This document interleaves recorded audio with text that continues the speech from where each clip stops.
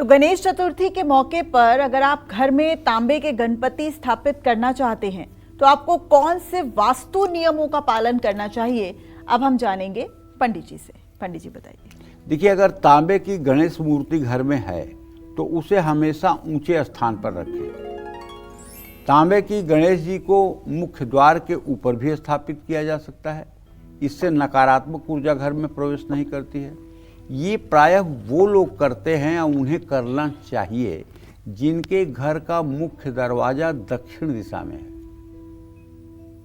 अगर दक्षिण दिशा में घर का मुख्य दरवाजा है तो छोटी सी तांबे की प्रतिमा प्रवेश द्वार के ऊपर फिक्स करानी चाहिए और अंदर से बाहर निकलते समय एक छोटी सी चांदी की प्रतिमा निकलते समय बाहर वो भी लगानी चाहिए। अगर चांदी और तांबे का सामर्थ्य नहीं है तो दक्षिण दिशा में निकलते समय जो द्वार है उस पर एक आप ऐसी टाइल्स लगाएं जिस पर गणेश जी का चित्र बना हो और अंदर से अंदर की तरफ चौखट के ऊपर अंदर की तरफ एक सफ़ेद रंग के गणेश जी की टाइल्स लगा दें। अगर धातुओं का व्यवस्था नहीं है तो ये भी कर दें, क्योंकि गणेश जी के पीठ की तरफ दरिद्र होता है। अगर आपने दक्षिण द्वार है और आपने दक्षिण मुखी गणेश जी को स्थापित कर दिया और घर में गणेश जी को नहीं स्थापित किया तो घर के अंदर दरिद्र का वास हो जाएगा। इसीलिए निकलते समय अंदर से गणेश जी का मुंह जब अंदर की तरफ रहेगा तो वहाँ रिद्धि सिद्धि हर समय बनी रहेगी।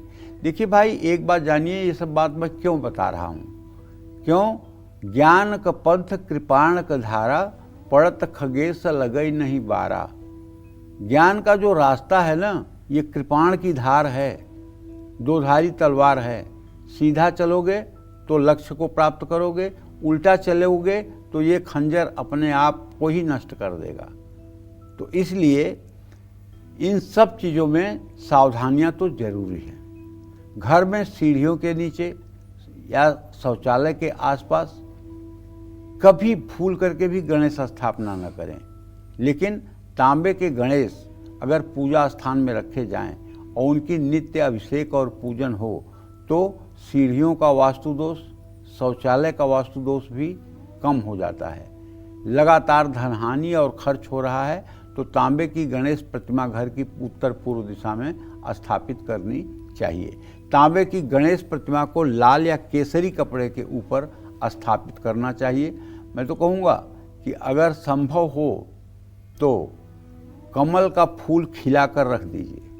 कमल के फूल की लेकर के उसको खिलाइए और उसको एक बढ़िया सी कटोरी में कमल का फूल रख दीजिए। चाहे तो 2-3 कमल के फूल रख दीजिए, कटोरी फूलों से भर जाए और उसी के ऊपर दिव्य भगवान गणेश की प्रतिमा स्थापित कर दीजिए। आहा, आनंद आ जाएगा, जीवन सफल हो जाएगा।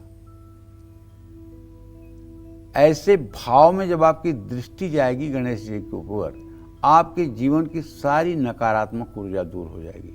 और उनका ध्यान करते हुए जब आप उनके मंत्रों का जप करेंगे, ओम गं गणपतये नमः, ओम गं गणपतये नमः, ओम गं गणपतये नमः, इस मंत्र का जब आप 10 माला जप करेंगे और भगवान गणेश का ध्यान करेंगे, आप विश्वास करिए आपको लगेगा कि दुनिया के सबसे सुखी व्यक्ति आप हैं। क्योंकि गणेश की उपासना से कुछ भी असंभव नहीं रह जाता है। बस यही कहना चाहूँगा। जय माँ विंध्यवासिनी।